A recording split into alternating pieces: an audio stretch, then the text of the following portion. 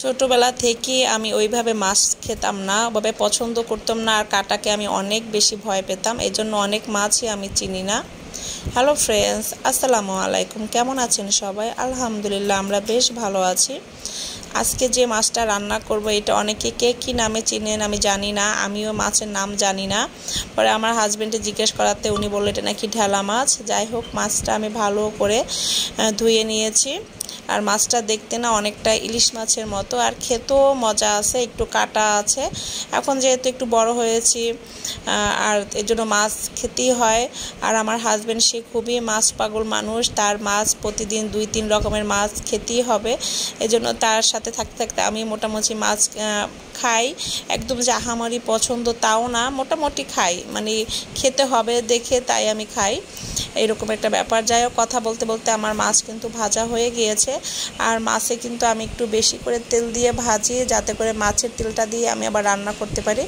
এই জন্য মাছের তেল দিয়েই আমি রান্নাটা শুরু করে দিলাম। এইখানে আমি বাটা পেঁয়াজ দিয়েছি প্রায় 2 টেবিল চামচের মতো। এর সাথে দিয়ে দিচ্ছি আধা চা চামচের মতো রসুন বাটা এবং আধা চা চামচ পরিমাণে জিরা বাটা, আর স্বাদ মতো লবণ দিয়ে দিচ্ছি। একটু লবণটা কম করেই দিব, কেননা আমি তো মাছে লবণ দিয়ে ভেজেছিলাম। এর সাথে দিয়ে দিয়েছি আধা চা চামচের মতো হলুদের গুঁড়া এবং 1 চা চামচের মতো মরিচের গুঁড়া, আর দিয়ে দিচ্ছি সামান্য পরিমাণে ধনে গুঁড়া।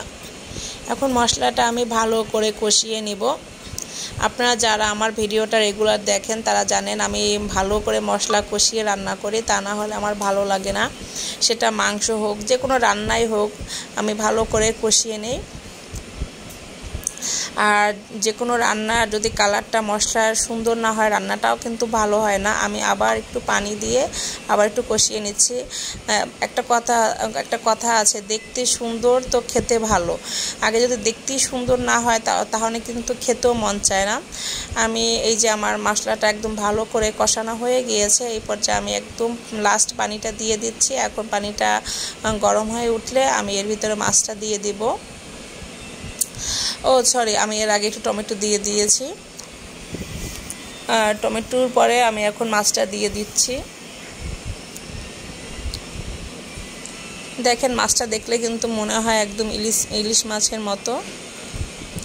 আর সেদিন রান্নাটাও মজা হয়েছিল, অনেক ভালো লেগেছিল। আর যেহেতু টমেটো দিয়ে একটু আস্তে আস্তে করে টমেটোটা দিয়েছিলাম, এর উপরে আমি এখন মরিচ দিয়ে দিয়েছি, মরিচের ফ্লেভারটা কিন্তু অনেক সুন্দর হয়।